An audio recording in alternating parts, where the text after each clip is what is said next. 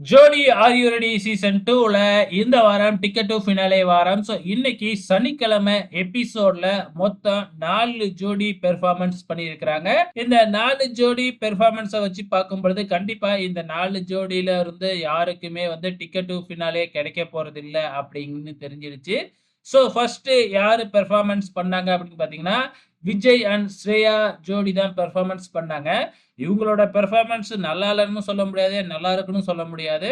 So சுமாரான ஒரு performance தான் குடுத்திருந்தாங்க. கிரீன் லைட் தான் குடுத்திருந்தாங்க. கொஞ்சம் ஸ்டைலிஷாவே பண்ணியிருந்தாங்க. ஒரு 4 விதமான டான்ஸ் பெர்ஃபார்மன்ஸ ஒரே சாங்ல பண்ணியிருந்தாங்க. அதுக்கு அடுத்ததா 2வதா யாரு பெர்ஃபார்மன்ஸ் பண்ணுனாங்க அப்படின்னு பார்த்தீங்கன்னா, அவினாஷ் அண்ட் டீசல் இந்த ஜோடி பெர்ஃபார்மன்ஸ் பண்ணாங்க. இந்த ஜோடியோட பெர்ஃபார்மன்ஸும் வந்து பார்த்தீங்கன்னா, நல்லா இருந்துச்சு. ஆனா ரொம்ப நல்லா இருந்துச்சு அப்படின்லாம் சொல்ல முடியாது. ஒரு பவரான பெர்ஃபார்மன்ஸ் குடுத்திருந்தாங்க. அதுக்கு அடுத்ததா 3வதா யார் பெர்ஃபார்மன்ஸ் பண்ணாங்க அப்படின்னு பார்த்தீங்கன்னா, குருநாத் அண்ட் அருணிமா ஜோடி பெர்ஃபார்மன்ஸ் பண்ணியிருப்பாங்க. இந்த ஜோடியோட பெர்ஃபார்மன்ஸ் வந்து பார்த்தீங்கன்னா, ஹோல் செட்டே அதாவது இப்ப ஒரு ஸ்டேஜ்ல தானே பெர்ஃபார்மன்ஸ் பண்ணியிருக்கிறாங்க.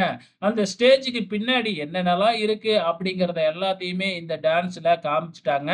ஆனாலும் வந்து பார்த்தீங்கன்னா, நெறையா பேரு அங்க உள்ளார வந்துட்டு வந்துட்டு போனதுனால வந்து பார்த்தீங்கன்னா, கான்செப்ட்டே சொதப்பிடுச்சு.